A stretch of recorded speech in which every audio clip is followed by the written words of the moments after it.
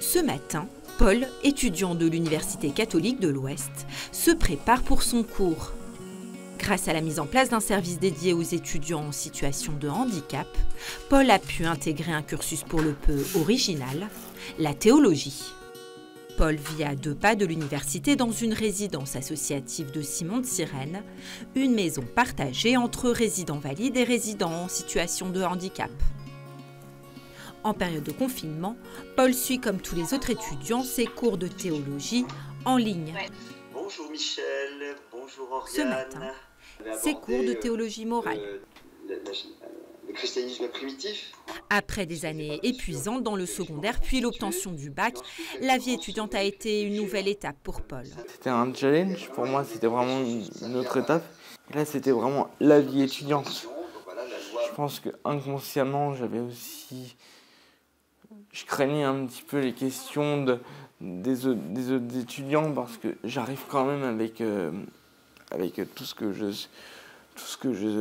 je suis avec mon handicap, et pour ceux qui ne connaissent pas, ça peut poser question. Mais j'ai senti que mon handicap n'était pas un frein pour me permettre d'accéder aux études qui me plaisaient. Et puis ce qui m'a beaucoup aidé aussi, c'est que j'ai toujours eu des camarades qui acceptent de me prendre mes notes, puisque moi je peux pas, avec le rythme d'un cours à l'UCO, je peux pas à la fois prendre des notes et suivre, c'est pas possible pour moi. Converti à 18 ans, Paul aimerait être animateur en pastoral. Ses études lui permettent d'approfondir ses connaissances en théologie. En fait, les études de théologie, c'est une suite. C'est une progression de ma conversion. C'est vraiment un temps où je m'arrête pour ma foi, en fait. Et c'est vraiment, je trouve ça vraiment génial de pouvoir partager ça avec d'autres. Notamment là, pendant le cours de théologie morale, c'est vraiment un cours où on peut échanger, où on apprend et où ça résonne aussi dans notre quotidien.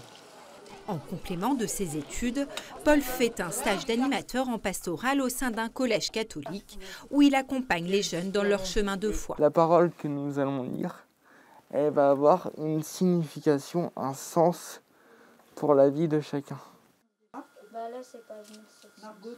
Moi, dans ma vie, dans mon histoire, j'ai choisi le Seigneur, mais chacun est appelé à suivre son chemin de vérité, quel qu'il soit, avec respect, amour et bienveillance pour soi-même, et c'est ce qu'il y a de plus compliqué que pour l'autre. Faire bouger les choses, trouver sa vocation, des notions qui commencent aussi par l'accès à l'enseignement supérieur.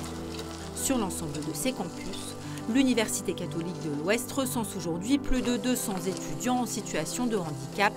Et pour l'ensemble des étudiants, les cours continuent malgré le confinement.